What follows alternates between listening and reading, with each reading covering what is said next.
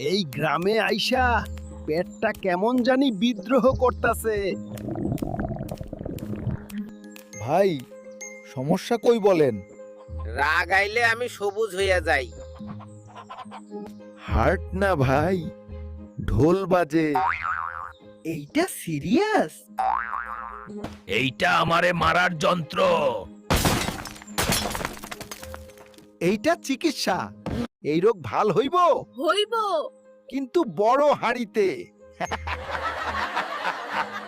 এইটা ওষুধ না, পোলাও। দুটাই একসাথে কাজ করে।